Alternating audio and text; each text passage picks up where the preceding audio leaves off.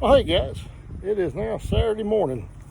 We're out here at the truck again, just trying to finalize a few things. I greased the front end of the truck, greased the rear brakes, greased the throwout bearing on the clutch, changed the fuel filter, and I got a bypass filtration system on the truck that I put on. Let me show you this stuff.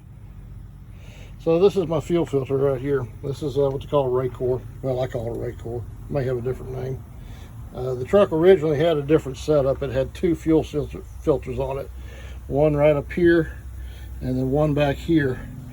And then when we did the rebuild on the truck earlier this year, I had this spare filter housing laying around. This is actually fairly expensive. It's $400 or $500 for it, I think.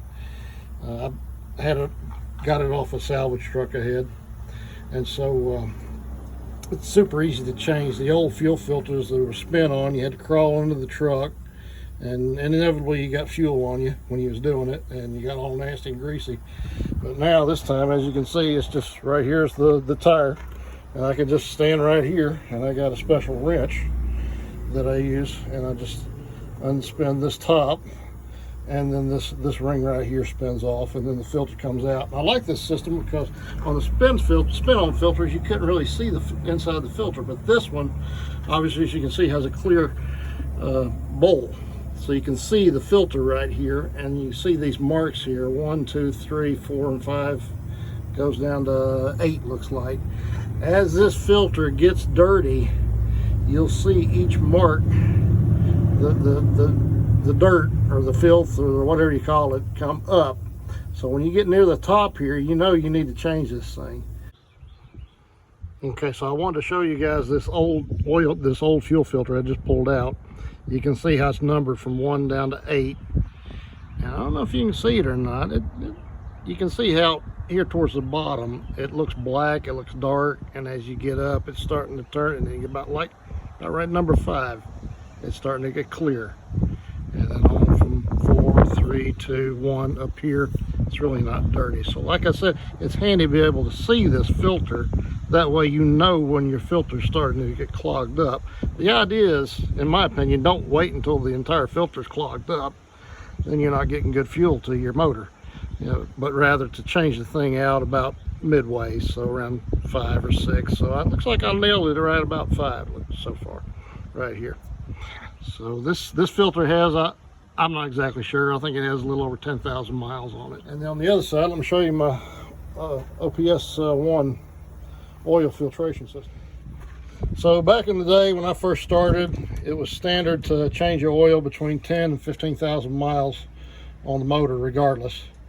Well, the trouble is, oil changes are expensive on these trucks, and they've gotten more expensive over the years. And so, and the oil doesn't get cleaned. So the idea behind this is called an OPS1 oil filtration system. The idea is to continually filter the oil down to, I think, 3 microns, I believe that filter does. And it also takes any water that might be out of the oil as well. And so what you do is, on a regular basis, I do it every 25,000 miles now, is pull an oil sample. And right here you can see this little cock right here.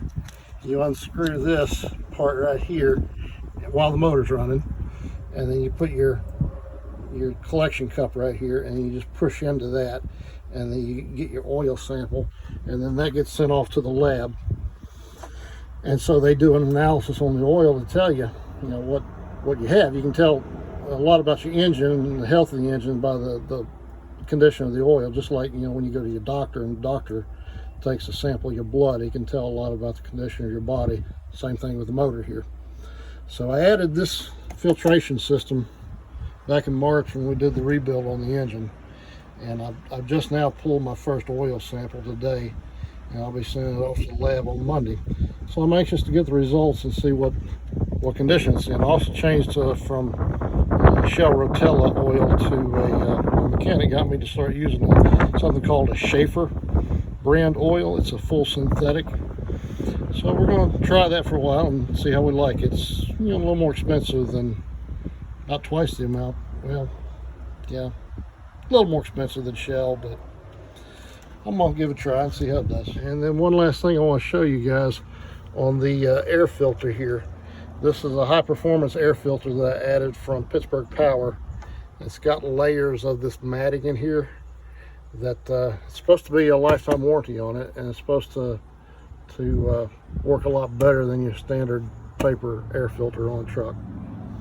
So these are the upgrades. And then also when I built the motor, I don't know if you can see it or not, back here is the exhaust manifold. It's a ported and coated exhaust manifold. It's supposed to be a higher performance to improve with the airflow through the engine. And then of course these diesels have a harmonic balancer, which is right here.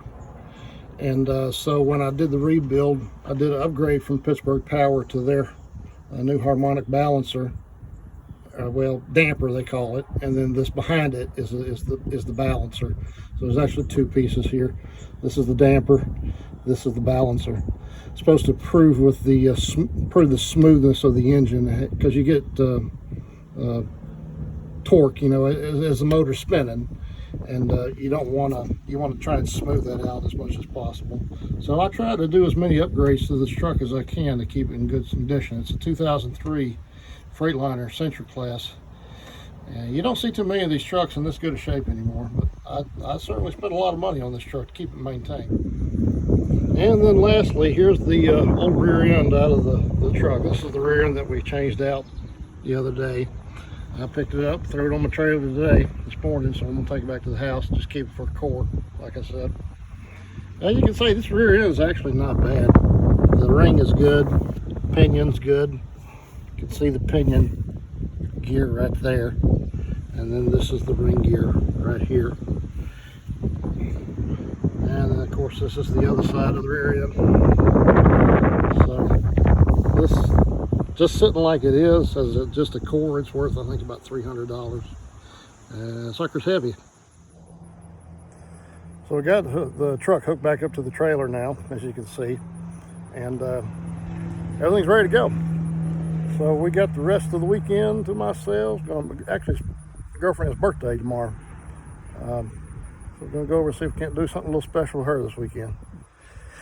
So, got all my maintenance done this week. This truck is ready to go to put to work, and probably won't have to do any maintenance on this thing for some time, at least another month or so, I'd say, hopefully. Knock on wood, if I can find some wood around here. So, I wish each and every one of y'all a blessed day. And be sure to stay tuned for another episode of Tennessee Trucker.